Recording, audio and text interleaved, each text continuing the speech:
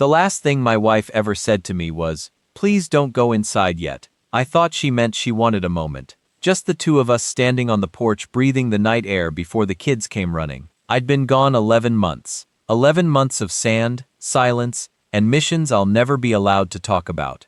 I thought she just wanted me back slowly, gently. I didn't know she was trying to warn me. I didn't know she was trying to warn me. I didn't know she was tour of fire and she was standing in the middle of it, pretending the smoke wasn't real. Hit like, subscribe for more betrayal stories, and drop your city or country in the comments right now.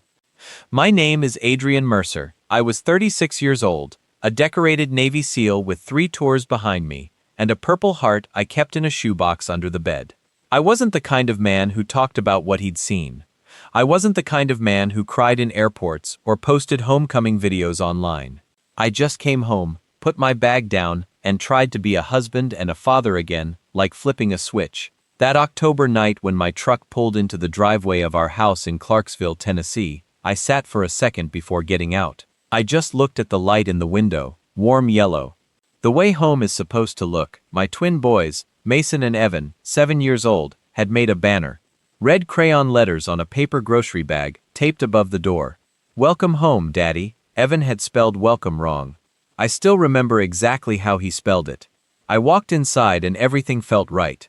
Violet had made my favorite meal. The boys were jumping on me before I even got my boots off. We ate together. We laughed. She poured wine. The boys fell asleep on the couch between us like they always did, one on each side, and for 1 hour I believed everything was fine. Then I saw her hands. Violet had always been still, calm. Even in chaos, her hands were quiet, but that night, she kept pulling at the hem of her sleeve. Left hand, right hand, over and over. Her smile was right, but her hands were talking. I'd spent years reading body language in enemy territory. I knew the difference between nervous and scared. And my wife was scared. "You okay?" I asked. She looked at me just for a second and I saw it. Something flickering behind her eyes. Not guilt, not exactly. Something closer to shame, like she was carrying something too heavy and had been carrying it alone for too long. "I'm fine," she said. "I'm just glad you're home." I let it go. I told myself she was adjusting. 11 months is a long time. People change when their partner is gone. They build walls just to survive. And sometimes those walls don't come down the minute you walk through the door. I carried the boys to their beds. I kissed Violet. I slept better than I had in almost a year, but at 2:47 in the morning I woke up. I don't know why. There was no sound, no movement, just that instinct, the one they drill into you through years of training, that electric feeling at the base of your spine that says something is wrong. I lay there in the dark and listened. Violet wasn't in bed. I found her in the kitchen standing at the sink, not washing anything, just standing, staring out the window at the backyard. The yard was dark. The street behind our fence was quiet. Violet. She didn't jump. She turned around slowly, like she'd known I was there the whole time. "Couldn't sleep," she said. "Come back to bed." She nodded but didn't move. I walked to her, stood next to her, looked out the same window she'd been staring at, and that's when I saw it. At the far end of the street, parked under a dead light, was a black SUV, no plates visible, engine off, but someone was inside. I could see the faint orange glow of a phone screen through the tinted glass. "Violet," I said very quietly, "how long has that car been there?" She didn't answer. I turned to look at her and her eyes were already wet. "How long?" I said again. She pressed her lips together, looked at the floor, and in that silence, that 3-second silence, I understood that whatever was parked outside my house wasn't new. It wasn't random. It wasn't a coincidence. "A few weeks," she finally whispered. Something cold moved through my chest. "A few weeks," I repeated. She nodded barely. "And you didn't tell me. You were deployed, Adrian. What were you going to do from 8,000 miles away?" I didn't answer that because she was right, and also completely wrong. And I didn't trust myself to speak calmly yet. I walked to the window and looked at that car again. Whoever was inside wasn't even trying to hide. That was intentional. You don't sit outside a man's house with your phone on and your engine off because you're hiding. You do it because you want him to see you. You do it because you want him to know you're there. This was a message. I asked her who it was. She said she didn't know. I asked her again, and she said the same thing, but her hands were back pulling at her sleeve, fingers twisting, knuckles going pale. I didn't push. Not that night.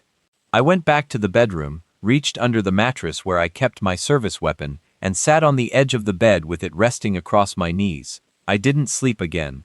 I watched the window until sunrise. When the light finally came, I looked out and the SUV was gone, but it had left something behind. That feeling, that specific trained, bone-deep certainty that something was already in motion, something that had started long before I came home, something Violet knew about and had chosen to carry alone. I went to the boys' room and stood in the doorway. Mason was curled up facing the wall. Evan was flat on his back with one arm hanging off the bed, the way he always slept. 7 years old, soft, safe. I looked at them for a long time and I made a silent promise. The kind you make with your whole chest, the kind that has nothing to do with words, that nothing in this world was going to touch them. I had no idea that promise would cost me everything. I had no idea that in 6 days I would be kneeling in my own front yard holding my wife while she bled out on the grass and my sons would be watching from the window screaming behind the glass and I wouldn't be able to reach them. I had no idea the worst moment of my life was already 6 days away, and I had no idea that the man responsible had made the single most dangerous mistake of his life, leaving me breathing. I gave her 1 day to just be home, to eat breakfast with my boys, to hear them argue over the remote, to sit on the back porch with coffee and pretend that black SUV was nothing. 1 day to let the dust settle before I started asking the questions I already knew were going to change everything. But Violet barely slept that next night either. I could feel her lying there beside me, awake, stiff, breathing too carefully, like a woman waiting for something to happen. On the second morning, I sent the boys to school, poured 2 cups of coffee, set one in front of her, and sat down across the kitchen table. I didn't say anything, I just looked at her. Violet was beautiful, in the way that quiet women are, not loud about it, not performing it. The dark hair she kept pulled back most of the time. Eyes that were almost too honest, the kind of face that couldn't really lie even when her mouth was trying to. I had loved her since I was 22 years old. 14 years, 3 deployments, 2 kids. I thought I knew every version of her face. But the face she showed me that morning across the kitchen table, I had never seen that one before. "How much?" I asked. She wrapped both hands around her mug. "Adrian, how much, Violet?" She closed her eyes. 60,000. The number sat between us like something physical. I didn't react. I trained myself not to react. Not externally, not when the information was still coming in. When I said about 8 months ago, right after the transmission on the truck died and the water heater went and Evan needed the surgery for his ear, and the insurance only covered half she stopped, swallowed. I was drowning. Adrian, I was doing it alone, and I was drowning, and someone offered me a way out. Someone, I repeated. Give me a name. She looked at the table. Violet, give me the name. Victor Crane. I'd never heard that name before in my life, but something about the way she said it, quiet, careful, the way you say the name of something you're afraid of, told me everything I needed to know about who he was before I looked him up. "How did you even meet him?" I said. It wasn't really a question, it was me trying to understand how a man like that had gotten close enough to my wife to loan her $60,000. She explained it slowly. A woman she knew from Evan's school, a woman named Jocelyn, had introduced them at a fundraiser. Victor presented himself as a businessman, a real estate developer, generous, polished, the kind of man who made a room feel smaller just by being in it, but in a way that felt like power rather than danger. He offered her the money with a handshake, no paperwork, no official terms, just a number and a timeline. "But pay it back within a year, and you said yes." I said yes, she whispered without telling me. She looked up. "You were in Afghanistan, Adrian. You were on a classified mission and I hadn't heard from you in 3 weeks, and I didn't even know if you were."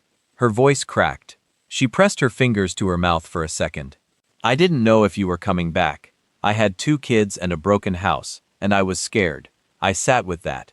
I let it move through me without letting it out, because she wasn't wrong about any of it, and being right about it still didn't make what she'd done any less dangerous. The year is up.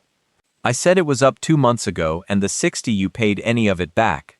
30,000. I sold my mother's jewelry. I picked up the night shifts at the clinic. I paid 30 back and then I went to him and told him I needed more time and she stopped again. This time it wasn't grief in her face. It was something colder, something closer to fear, what he said. Time wasn't something he offered twice. I stood up from the table, not because I was angry at her, I wasn't. Not yet. Maybe later, but not yet. I stood up because I needed to move. I walked to the window, looked out at the street. Quiet. No black SUV this morning. How many times have they come to the house? I asked. For times. Always at night, always the same two men. They never touched me. They just stood there, looked at the boys, and then left. The last sentence landed like a stone dropping into still water. They looked at the boys. I turned around slowly. They looked at my sons. She nodded barely, and I watched a tear run down her face in a straight line, and she didn't wipe it away. I walked back to the table, sat down, looked at my wife. This woman I had loved for 14 years. This woman who had raised our children alone through 3 wars. This woman who had made one desperate decision in a weak moment and had been paying for it every single day since. And I reached across the table and covered her hands with mine. You should have told me, I said. I know. The second I landed, you should have told me. I know, Adrian. Okay, I squeezed her hands. Okay, I'm home now, I'm going to handle this. She looked at me with those 2 honest eyes, and for just a second, I saw something in them I couldn't quite name. Something that wasn't just relief. Something that looked almost like it was too late for that. Like, she knew something about this situation that I didn't. And she was deciding in real time whether to tell me. She didn't tell me. She just nodded and said, okay. That was a Thursday. On Sunday morning, I drove to the county courthouse and spent 2 hours on a public computer searching the name Victor Crane. What I found made my jaw tighten. Real estate developer on the surface. Underneath 3 dismissed federal cases, connections to organized crime stretching back 15 years across 4 states. A network of shell companies and legal protections so thick that every case against him had dissolved before it ever reached a jury. This wasn't a lone shark. This wasn't a local tough guy who'd gotten too big. This was a man who had never once faced a consequence in his life because he had learned how to make them disappear.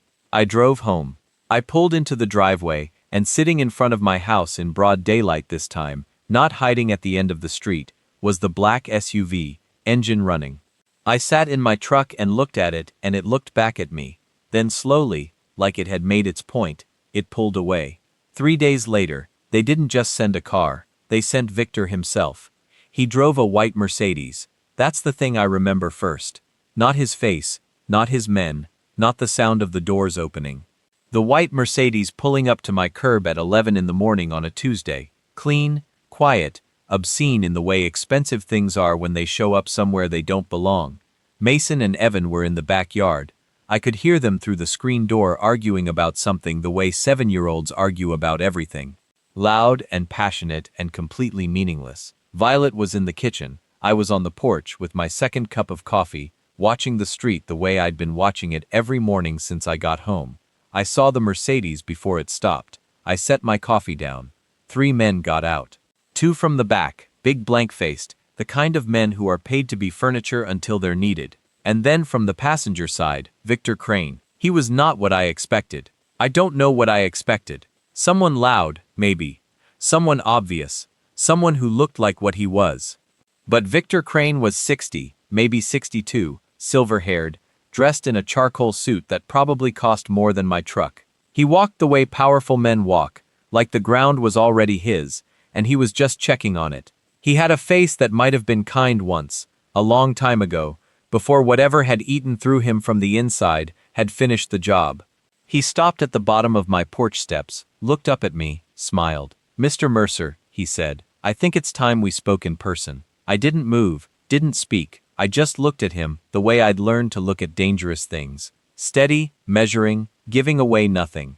Your wife tells me you're home now, he said. That's good. A man should be home with his family. He said it warmly, like he meant it, like he wasn't standing on my property flanked by hired muscle at 11 in the morning. You need to leave, I said. He tilted his head slightly. I understand your frustration. I do. But I think before I leave, you and I should have a conversation about the arrangement your wife and I made. Because the terms have changed, Mr. Mercer, and I want to make sure you understand the new terms, now that you're the man of the house again. The way he said that last part made something move in my chest, slow cold. The debt is 30,000, I said. I'll have it to you in 2 weeks. He smiled again, wider this time. The debt, he said, is no longer 30,000. I stared at him. Interest, he said simply, and complications. The new number is 140,000. I'll give you 10 days. The number was designed to be impossible. I knew that the second he said it. This wasn't a negotiation, this was a cage. You build the walls high enough that the man inside can't climb them, and then you own him, or you own everything he has. 10 days, I said. 10 days, he repeated. He held my eyes for a moment longer, then glanced past me toward the screen door, toward the sound of my boys playing in the backyard. Just a glance, just enough. Then he turned and walked back to his car. They drove away. I stood on that porch for a long time after the Mercedes disappeared. My coffee had gone cold. The boys were still arguing about something in the backyard. Life sounding completely normal 6 feet behind me, while something ancient and ugly had just crawled across my front lawn. I went inside. Violet was standing at the kitchen counter, arms crossed, face pale. You heard? I said. She nodded. Pack a bag for you and the boys, I said. Not everything, just enough for a week. I want you at your sister Natalie's house by tonight. Adrian, Violet, please. She looked at me for a long moment. Then she nodded and went to do it. While she packed, I made calls.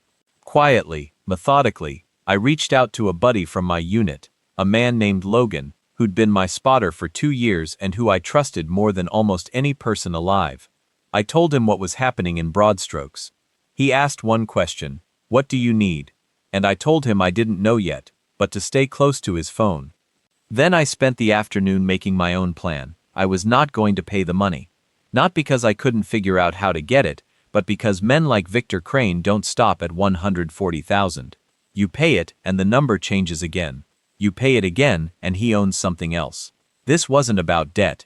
This had never been about debt, this was about control, and I had spent 15 years of my life making sure that no one, no enemy, no threat, no force on this earth ever had control over the things I loved. That evening, I drove Violet and the boys to Natalie's house 40 minutes away. The boys thought it was an adventure. Mason brought his entire Lego collection in a backpack. Evan fell asleep in the car before we hit the highway. I carried Evan inside while he slept, laid him down on the couch, stood there looking at him for a moment. The way his face went completely open when he slept. No guard, no worry, just a little boy breathing in the dark. I kissed his forehead. I told Violet I'd be back in 2 days, that I just needed to make some arrangements, that everything was going to be handled. She grabbed my arm when I turned to leave. Adrian, her voice was different, lower. Be careful, he's not just dangerous because of his money or his men. She stopped, chose her next words slowly. He enjoys it. The power watching people realize they have no way out. He enjoys it. I looked at her. Then he's never met anyone like me. I drove home. I spent that night going through everything I knew about Victor Crane, every public record, every news article, every court document I could find. I built a picture slowly, piece by piece, the way I'd built target profiles overseas, his properties, his routines, his associates, his weaknesses. I wasn't afraid. I want to be very clear about that. I was not afraid. What I was focused, completely, surgically, dangerously focused in the way that only happens when a man has nothing left to lose and everything left to protect. I fell asleep at my kitchen table around 3 a.m., with a legal pad full of notes in front of me. My phone woke me 4 hours later. It was Violet's number, but it wasn't Violet's voice. It was a man's voice. Low, calm, almost bored, and he said 4 words that collapsed my entire world in a single breath. Come home, Mr. Mercer. I was already running for my keys before he finished the sentence. I drove 90 meters an hour through empty morning streets and I prayed, something I hadn't done in years, something I'd stopped believing in somewhere between the second and third tour. I prayed that I was wrong about what those 4 words meant. I wasn't wrong. I was never wrong about things like that. When I turned onto my street, I saw the white Mercedes parked in front of my house and I saw Violet on the front lawn. She wasn't alone. I don't remember parking the truck. I don't remember getting out. I don't remember running across the lawn, or what the grass felt like under my boots, or whether I was screaming her name, or completely silent. There is a gap, a clean, white, merciful gap, between the moment I turned onto my street and the moment I was on my knees on the ground with Violet in my arms. She was still breathing, barely in shallow, broken little pulls like a woman trying to drink air through a straw. Her white shirt had gone dark across the left side. Her eyes were open and she was looking at me, directly at me, and I could see her trying to hold on to something, trying to stay. "I've got you," I told her. "I've got you, Violet. Stay with me. Stay right here." I pressed my hands against the wound. I had done this before in the field in the dark on men I barely knew, but my hands had never shaken like this. I could not make them stop shaking. She said my name just once, soft, then the light in her eyes changed. Not went out. That's not what it looks like. It doesn't go out like a switch. It changes like a tide pulling back from a shore, slow and irreversible. And you can feel the exact moment when the shore is just sand again. I felt that moment. I felt it in my hands, in my chest, in some part of me that had no name. And then I heard them from inside the house, from the upstairs window. I heard my sons, both of them, screaming in that high, thin way that children scream when something has broken the entire world in front of them, and they don't have any words big enough to hold it, just sound raw and terrible and small. I looked up. Mason was at the window, both hands pressed against the glass, his face a mess of tears and terror. Evan was behind him, face buried in his brother's back, not looking. They had watched. They had seen all of it from that window, and they had not been able to look away. And they had not been able to do anything, and now they were up there screaming, and I was down here on the grass, and the distance between us felt like the whole ocean. I don't know how long I knelt there. Time had stopped working correctly. Eventually, the sirens came.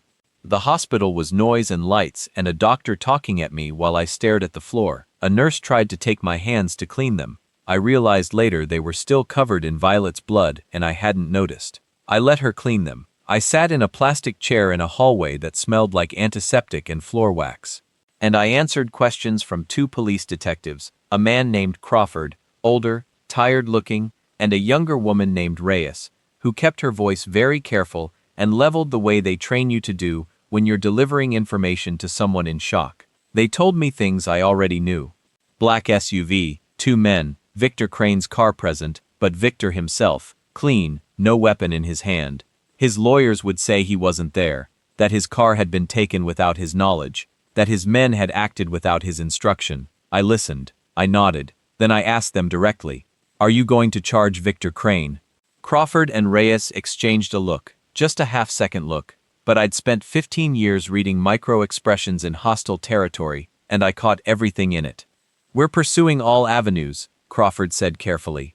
I looked at him for a long moment. "That's not an answer." "It's the answer I have right now, Mr. Mercer." I nodded slowly, and I understood. 3 days later, a lawyer came to see me. His name was Preston Hale, mid-40s, sharp suit, the kind of face that had learned to look sympathetic without actually being it. He said he'd heard about my wife, that he was sorry for my loss, that he specialized in cases involving organized crime, and that he wanted to help. I asked him why. He said Victor Crane had destroyed 3 families he knew of personally and that he'd been building a case against him for 2 years, and that my situation, a decorated veteran, twin children, a public murder, was the kind of case that could finally crack him open. "You want to use my wife's death?" I said. He didn't flinch. "I want to get justice for it." "There's a difference. But yes, I need you." I told him I'd think about it. He slid a card across the table and left. What Preston hadn't said, what Crawford and Reyes hadn't said, but what I had already pieced together from everything I'd found in my research, was the reason every case against Victor Crane dissolved before it reached a courtroom. Judge Dominic Walsh, federal judge, 22 years on the bench, untouchable reputation, civic awards, a face that showed up on charity fundraiser posters every other month, and completely thoroughly owned by Victor Crane, had been for at least a decade. Every federal case that touched Victor's operation got quietly routed to Walsh's courtroom and quietly buried before it breathed. The law wasn't going to help me, not the way it was supposed to. I was discharged from the hospital on a Wednesday morning with a fractured rib. I hadn't even noticed it. Hadn't felt it when Victor's men had put me on the ground, a prescription I never filled, and a plastic bag containing the contents of my pockets. I drove to Natalie's house. My boys were in the living room. Mason was sitting on the floor with his knees pulled up, staring at nothing. Evan was asleep on the couch with his shoes still on, like he just stopped working mid-afternoon and shut down. Natalie met me at the door. Her eyes were red and raw, but her jaw was set the way Violet's used to get when she was holding herself together by force. "How are they?" I said it wasn't really a question. "Mason hasn't spoken since yesterday morning," she said quietly. "Evan cried for 6 hours and then just stopped." I nodded. I went and sat on the floor next to Mason, didn't say anything, just sat there next to him the way you sit next to someone who is too broken for words. After a while, he leaned sideways and put his head against my arm. We sat like that for a long time. That night after both boys were asleep, I sat in Natalie's kitchen and I made a decision. I was not going to collapse. I was not going to drown in the grief. And God, it was there. It was enormous. It was the kind of grief that has weight and temperature. The kind that sits on your sternum at 3 o'clock in the morning and makes it hard to breathe. But I was not going to let it take me under. Not yet. Because 2 little boys had just watched their mother die on their front lawn. And their father was the only thing left standing between them and the man who had ordered it. So I made a list, quiet and methodical the way I made every list that mattered. What I knew, what I needed, what I was going to do. Victor Crane had made a calculated decision, leaving me alive. He'd wanted me to feel it. The helplessness, the loss, the understanding that he could reach into my life and take whatever he wanted and walk away clean. He'd wanted me broken on that lawn so that word would spread, so that every other person who owed him money or stood in his way would see what happened and understand. He had looked at me and seen a grieving husband. He had not looked close enough. He didn't know what I was, what I had been trained to do, what I had done in places that don't appear on any map, in conditions that would collapse most human beings, with nothing but patience and precision and a bone-deep certainty about the outcome. He had left the wrong man breathing, and he was going to spend the rest of his life learning exactly how costly that mistake was. I closed the notebook, turned off the kitchen light, and in the dark, for the first time since I'd come home, I stopped shaking. I buried Violet on a Friday. Small service, just family, a few neighbors, 2 women from her clinic who cried the whole time and kept squeezing each other's hands. The boys stood on either side of me in their dark clothes, Mason stiff and silent, Evan with his face turned into my side the whole time, one fist wrapped in my jacket. The sky was gray and low and the wind kept pulling at the flowers on the casket. Pastor said the right things. I didn't hear most of them. I was watching the tree line, not because I expected anything, just because standing still in an open space with my back to the world felt physically wrong in a way I couldn't override. 15 years of training doesn't turn off for a funeral. Your eyes keep moving. Your mind keeps mapping exits and angles and sightlines whether you want it to or not. Victor didn't show up. I hadn't expected him to. Men like him don't attend the consequences of their decisions. They just move on to the next one.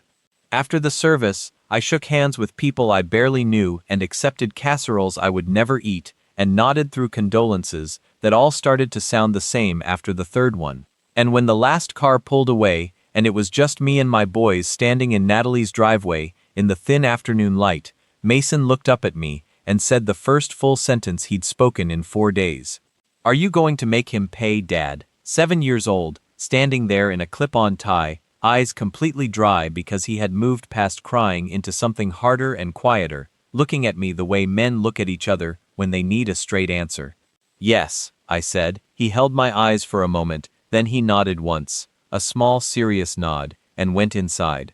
I stayed in the driveway for a while after that. The words sat in my chest where I put it. Yes. One syllable that had just become the organizing principle of whatever came next. I gave myself 1 week. 1 week to handle the necessary things.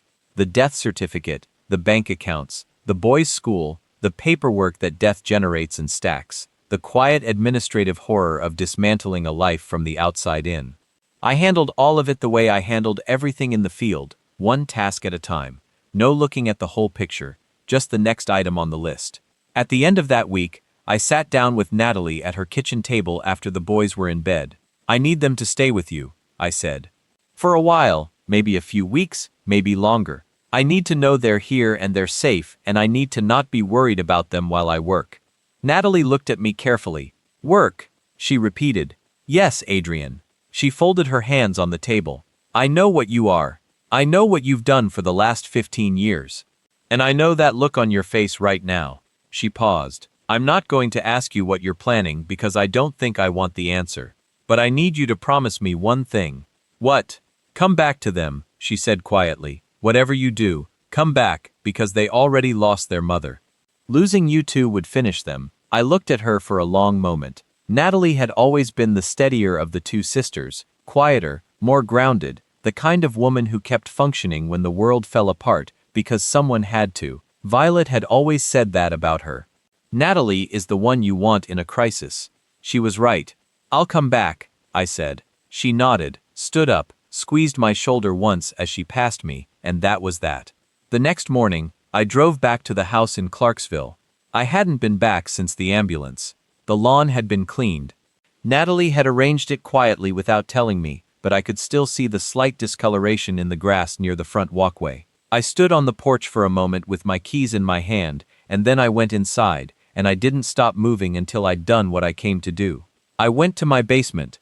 Built into the back wall behind a false panel I'd installed myself 3 years ago was a fireproof safe the size of a mini fridge. Inside it was everything I'd kept from 15 years of service that I was legally permitted to keep. 2 rifles. One a precision long-range bolt-action I'd used in competition shooting after my second tour. One a semi-automatic I'd maintained like a piece of jewelry, a handgun ammunition properly stored. A set of encrypted hard drives containing surveillance techniques and protocols from training programs I've been certified in. And a go bag. Always packed, always ready. I didn't touch the weapons yet. I just looked at them. Then I picked up my phone and called Logan. He answered on the second ring the way he always did. No greeting, just silence. Waiting. "I need you," I said. "Where?" He said, "Clarksville. Can you get here by tomorrow night? I'll be there by morning." That was the entire conversation. 12 years of trust compressed into 4 exchanges. That's what real loyalty sounds like. Not speeches, not promises, just, "I'll be there by morning." Logan arrived at 7:42 the next day with a duffel bag and a thermos of coffee and the same expression he'd had in every difficult situation I'd ever seen him in.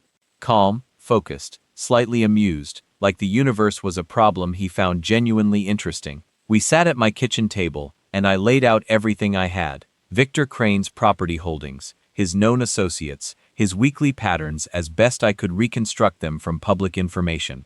The Judge Walsh connection, Preston Hale's card. Logan listened without interrupting. When I finished, he picked up Preston's card, looked at it, set it back down. "You're going to need him," Logan said. "I know the legal piece has to run parallel. You can't just—" He stopped, chose his words. "Whatever you do on the ground, you need someone building a case at the same time. Otherwise, even if you stop him, someone else steps in and the machine keeps running." "I know," I said again. "Okay." He picked up his coffee. "Who else do we need?" "Paige," I said. Logan raised an eyebrow. Paige Wheeler had been an intelligence analyst attached to our unit for 18 months on our last deployment. The sharpest mind I had ever worked alongside. The kind of person who could find a thread in a pile of noise and pull it until the whole thing unraveled. She'd gone private sector after leaving the military. Last I heard she was doing security consulting somewhere in Virginia. "You think she'll come?" Logan said. "I think when I explain what this is, she won't be able to say no." I was right. She called me back within an hour of my message. I told her about Violet, told her about Victor, told her about the judge. She was quiet for a long moment after I finished. Then she said, "Send me everything you have. I'll start tonight." By the end of that week, the 3 of us had turned my kitchen into something that looked very much like the operations rooms I'd worked in overseas. Satellite images of Victor's properties printed and pinned to a corkboard. Financial records page had pulled through channels I didn't ask about. A timeline of every known interaction between Victor Crane and Judge Dominic Walsh going back 9 years. And parallel to all of it, Preston Hale, who I'd finally called, who had come to the house and sat with Logan and Paige and me for 3 hours, and left with a hard drive full of material and a look on his face like a man who had just been handed something he'd been searching for years. This Judge Preston said before he left, standing in my doorway, "If we can get Walsh, if we can document the relationship and bring it to the Federal Oversight Board, Victor's entire legal protection collapses, Every case that was buried gets reopened.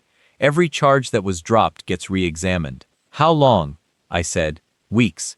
Maybe less if we move right. I nodded. He left. Logan and Paige and I sat in the kitchen in the quiet that followed.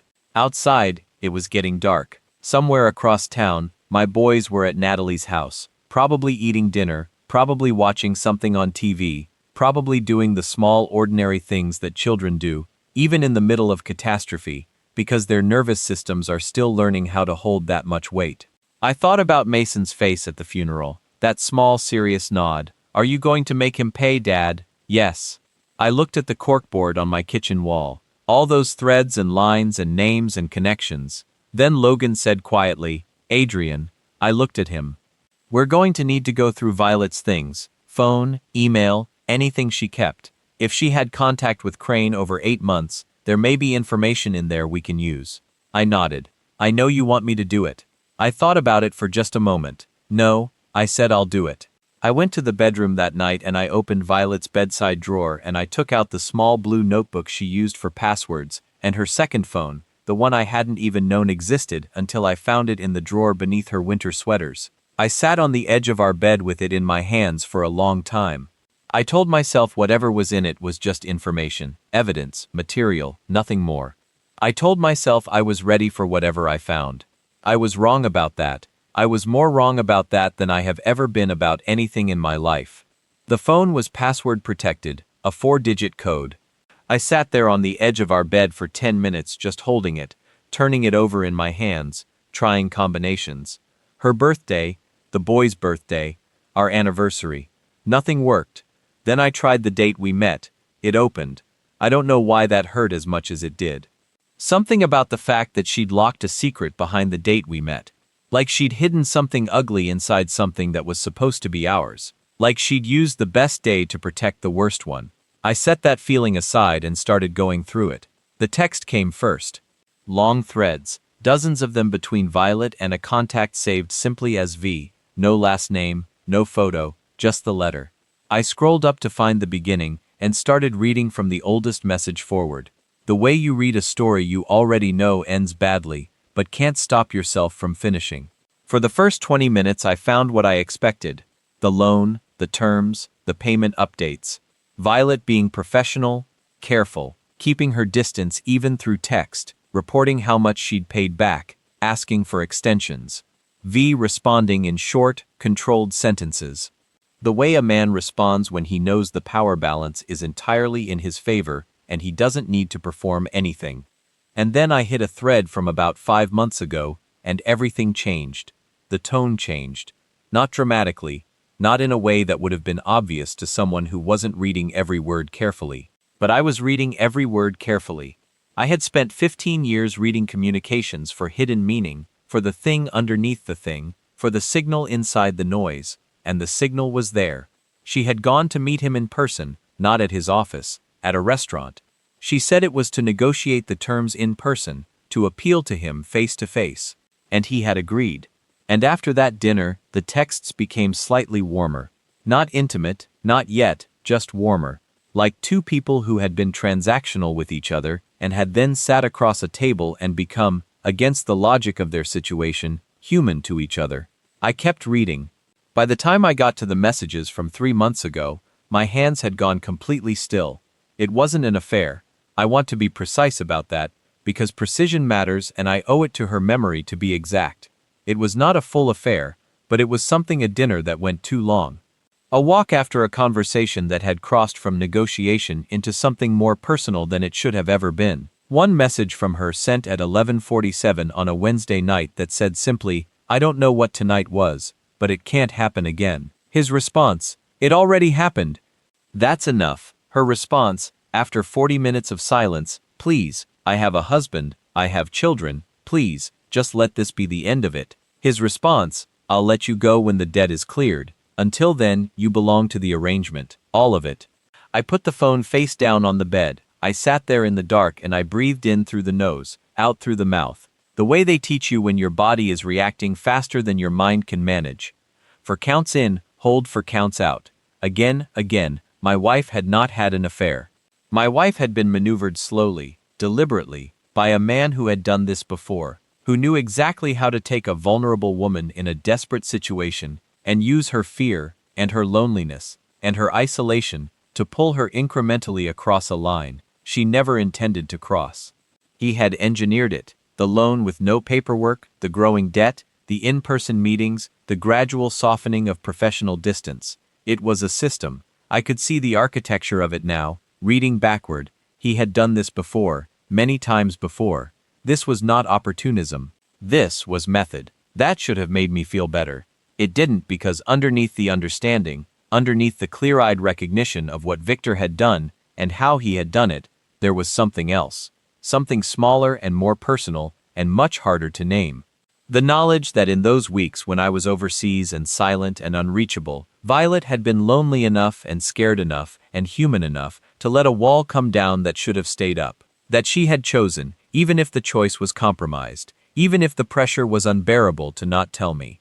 That was the part that broke something, not the betrayal, the silence. I had told her to call me. I had set up a secure line specifically so she could reach me even when I was in theater, and she had chosen, for whatever reason, whatever combination of shame and fear and protection, to carry it alone. She had decided I didn't need to know, and because of that decision, I had come home to a house that was already on fire and hadn't known it. I picked the phone back up. I kept reading. The last messages were from the week before I came home.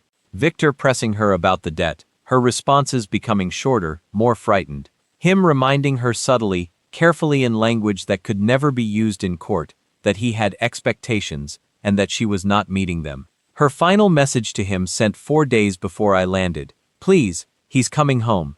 Please, just let it be over." His response sent 3 hours later. "It'll be over when I say it is." I closed the phone. I sat on the edge of that bed for a very long time. Outside, the neighborhood was quiet. A dog barked somewhere down the street. A car passed. The refrigerator hummed downstairs. All the sounds of a normal night in a normal house where nothing terrible had happened and everything was fine. I thought about Violet standing at the kitchen sink that first night I came home, staring out the window at that parked car. The way her hands had moved against her sleeves, I had read it as fear. I had been right about the fear, but I had missed the layer underneath it. The shame, the guilt, the specific kind of dread that belongs to someone who is keeping a secret from the person they love most. She had been terrified of Victor, and she had been terrified of me finding out. She had been living inside both of those fears simultaneously for months, and she had done it alone, and she had never let me see it, and she had taken it with her when she died on our front lawn. She had been trying to hold that moment, just that one moment on the porch in the October air before everything complicated again. One clean moment before the weight came back down. I finally moved. I stood up, walked to the window, looked out at the empty street.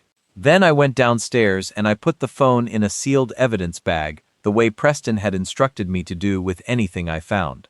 I labeled it. I set it on the kitchen table next to the growing pile of material we were building. Logan was asleep on my couch. I stood in the doorway and looked at him for a second.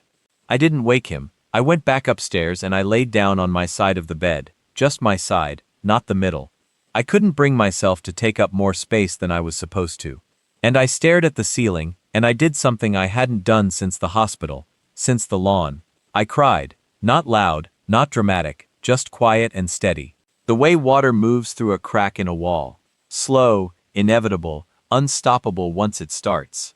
I cried for Violet and for what she'd carried, and for the version of our marriage I believed in completely, and for the version that had actually existed, which was more complicated and more human and more heartbreaking than the one I'd had in my head. I cried for my boys who would never know any of this, who would only ever have the simple version that their mother loved them completely and was taken from them by a cruel man, and that their father was going to make sure that man never hurt anyone again. That version was also true. Both things were true at once. That was the part that was hardest to hold. Eventually, the crying stopped the way it always does. Not because anything was resolved, but because the body runs out. I lay there in the quiet, and then slowly from somewhere underneath the grief, something else surfaced. Something cold and clear, and very, very focused. Victor Crane had not just ordered the murder of my wife. He had spent months before that deliberately cornering her, isolating her, manipulating her into a position where she felt she had no one to turn to. He had taken a woman who was already scared and already alone, and he had made her feel like she had no way out and no one coming. He had made her feel like I wasn't coming. I thought about that. I thought about it for a long time, and when I finally got up in the gray early morning and went downstairs and put the coffee on, I was not the same man who had sat down on that bed the night before. The grief was still there. It would always be there, but it had moved, shifted position. The way weight redistributes, and what was underneath it now was something else entirely, something that had a very long range and infinite patience. I heard Logan stir on the couch, heard him sit up, clear his throat, come into the kitchen with his hair sideways and his eyes still half closed. He looked at my face. He read it the way only someone who has stood next to you in the worst situations of your life can read a face. "What did you find?" he said quietly. "Everything we need," I said. He nodded slowly, poured himself a coffee, sat down at the table across from me. "And how are you?" he said. I looked at him for a moment. "I'm done grieving," I said. "Time to work." Logan held my eyes for a second. Then he picked up his coffee, leaned back in his chair, and said the thing he always said before. A mission that was going to require everything we had. Then let's get it right. We worked in silence mostly. That's how real operations run. Not like the movies. Not loud and urgent and full of dramatic declarations. Just quiet, methodical, grinding work. Coffee going cold on the table. Paige's laptop open 18 hours a day. Logan making calls in the backyard in a low voice with his back to the house.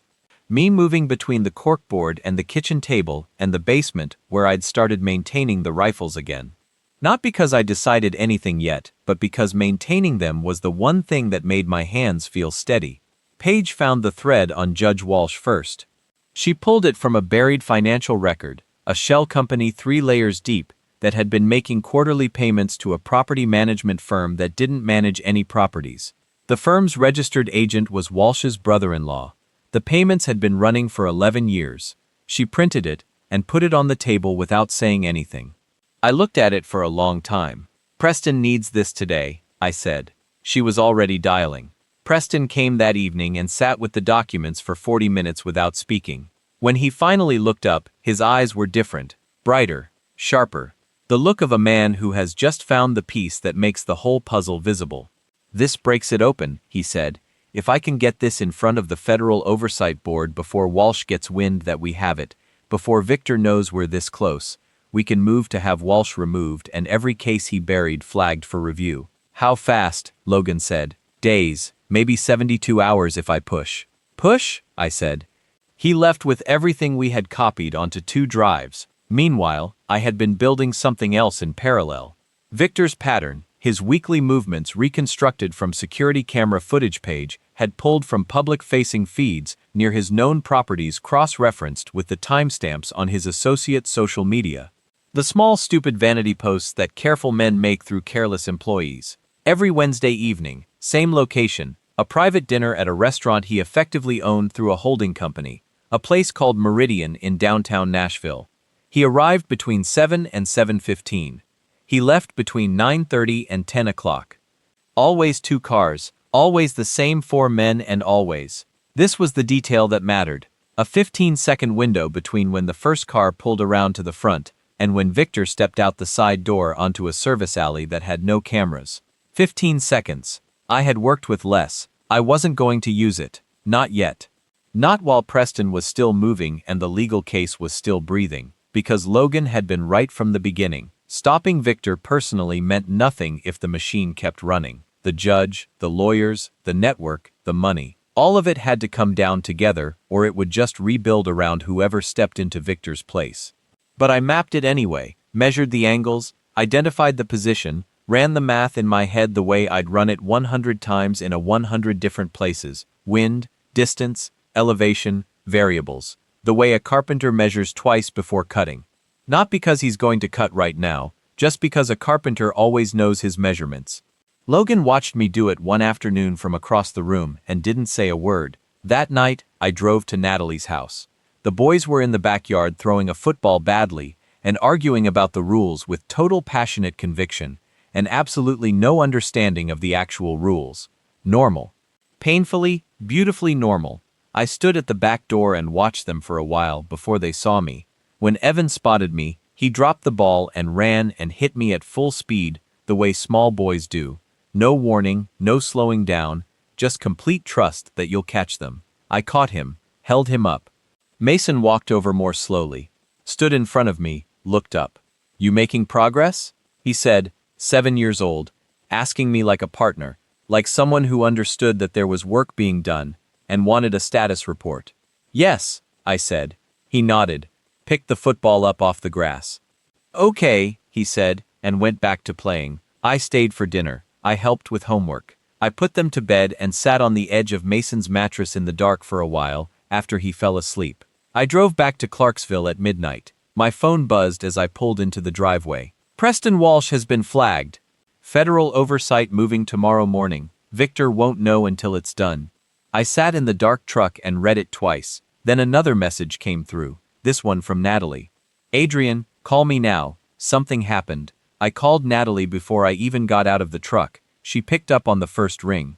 Her voice was controlled, but underneath it was something tight and unraveling.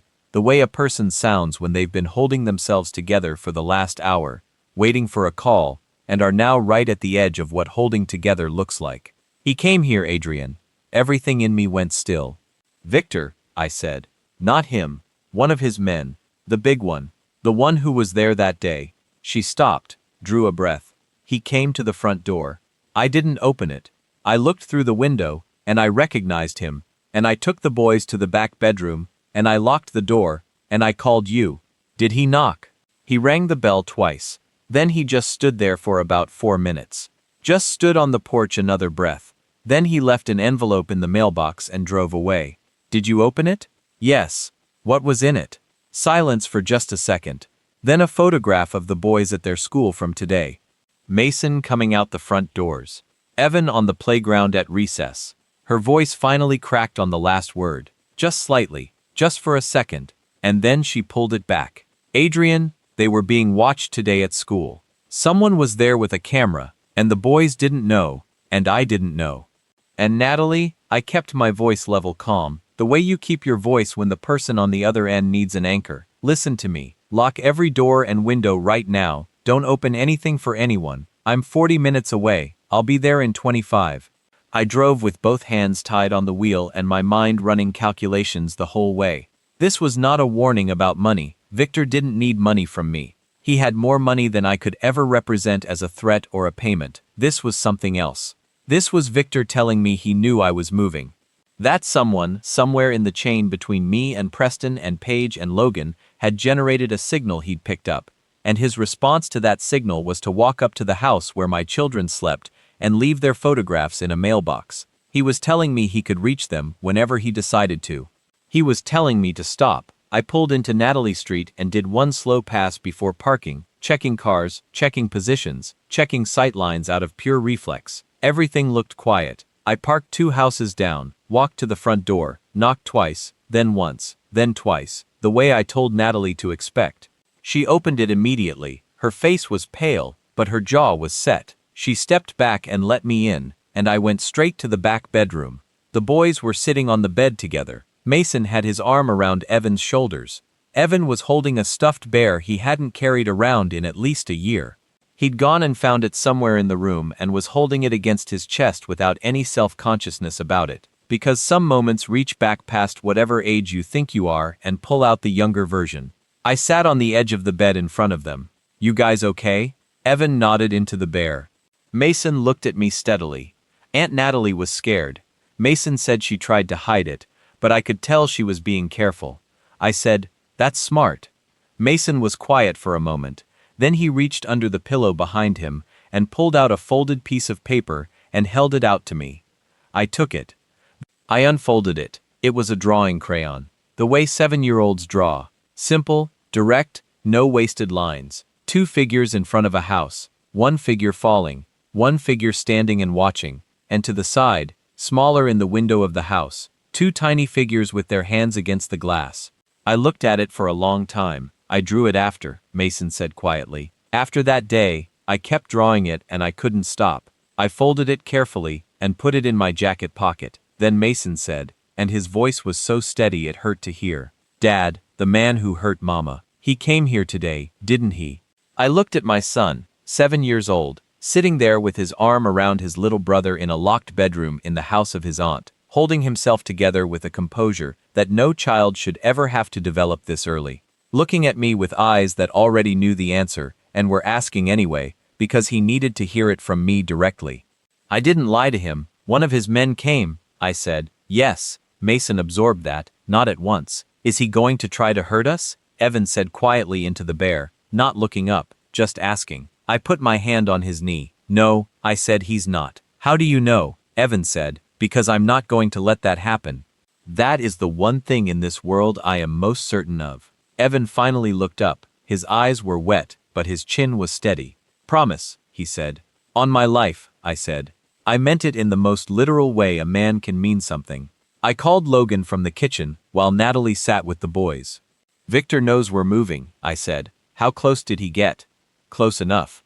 I told him about the envelope, the photographs, the school. Logan was quiet for 3 seconds. Then the timeline just changed. Yes, Preston's federal move is tomorrow morning. If Walsh gets pulled before Victor can reach him, Victor loses his legal cover. He's going to feel that immediately, and a man who feels cornered moves faster. I finished. I know, Adrian. If he's already watching the boys, I know Logan, then we don't have weeks. We don't have days. I know. I looked out Natalie's kitchen window at the dark street. I need you to call Paige. Tell her to move everything to Preston tonight. Whatever we have, all of it. Don't wait for it to be perfect. Move it now. And you? I was quiet for a moment. I'm going to be in position by Wednesday, I said. Logan understood exactly what that meant. He didn't argue. He didn't ask questions. He just said, I'll have your back. I hung up. I went back to the bedroom and sat with my boys until Evan fell asleep, still holding the bear, and Mason drifted off with his head against my arm. I stayed there in the dark, long after both of them were breathing slow and steady. I looked at their faces, soft, open, completely trusting in the way sleeping children are, like the world is still fundamentally safe because their father is in the room. I thought about what it had cost to keep that feeling alive for them, what it was still going to cost. Then I thought about Victor Crane sitting somewhere across the city right now, comfortable, untouchable, convinced that a photograph in a mailbox was enough to make a man stand down. He still didn't know who I was. He was about to find out. Wednesday was 3 days away. Wednesday came the way the last day of something always comes. Quietly, without ceremony, like any other morning. I was up before the sun. I made coffee. I didn't drink. I sat at the kitchen table with my hands flat on the wood, and I went through everything one final time inside my head. Not because I needed to, but because that's what you do before something that matters. You check, you verify, you make sure the man going in is the same man who built the plan, not someone emotion has shifted 3 degrees off center. I was centered. I had never been more centered in my life. Logan arrived at 5:30. He didn't knock. He had a key. He came in, looked at me, nodded once, poured himself the coffee I hadn't touched, and sat down across from me. Paige had moved everything to Preston the night before. Every document, every financial thread, every record of Judge Walsh's 11 years of paid protection. Preston had filed before midnight with the Federal Oversight Board. By 6 o'clock that morning, he sent me a single message. Walsh suspended pending investigation. Victor's legal shield is gone. Federal case is open. They're moving. I read it twice. Showed it to Logan. Logan read it. Set the phone down. It's happening, he said. It's happening, I said. We drove separately. Logan took a position 2 blocks north in a parked car with a line of sight to the street. I took mine on the 3rd floor of an empty commercial building across from Victor's property, a space I had accessed 3 days earlier and prepared with the patience and precision of someone who has done this kind of work in conditions far more hostile than a quiet Wednesday morning in Nashville. I set up the rifle, checked the scope, verified the distance, 430 yards to the side entrance of Victor's building, checked the wind, minimal, checked the light, gray and flat and even, checked everything twice, and then set my eye to the scope and waited. This is the part no one tells you about this kind of work. The waiting, it's not dramatic. It's not tense in the movie sense, it's just quiet and still, and you breathe slowly, and you let your heartbeat slow down to something almost meditative, and you hold your position, and you wait.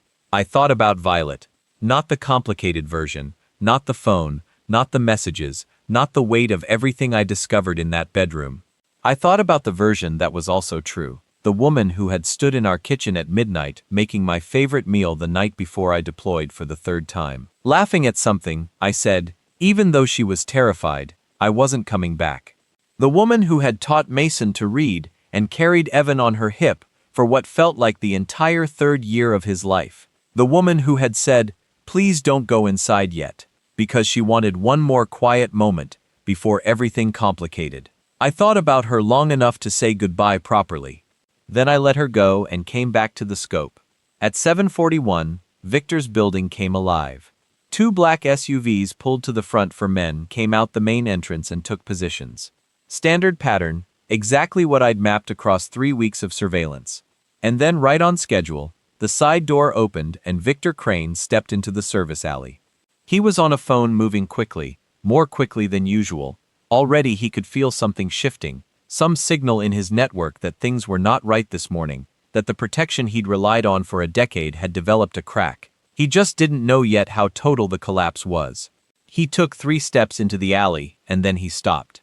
Because coming from the north end of the alley, walking steadily, not running, the kind of walk that has already decided everything, were 2 federal agents in tactical vests, with badges visible and weapons drawn, and voices that carried clean and clear even from 400 yards away. Victor Crane, federal agents, do not move. I watched through the scope. Victor turned, looked at the agents, looked back toward the door he'd come through, where 2 more agents had materialized from inside, looked at his men at the front of the building, who were already face down on the pavement with agents on top of them. He was completely surrounded. He stood very still in that alley for a long moment. A man who had spent 30 years building walls and buying protection and engineering consequences for everyone around him, and understood, perhaps for the first time in his adult life, that there was no door left to open.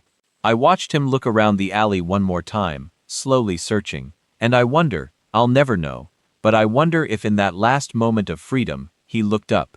If something made him raise his eyes to the buildings around him, if some instinct, some animal awareness made him scan the windows. I was already there when he looked.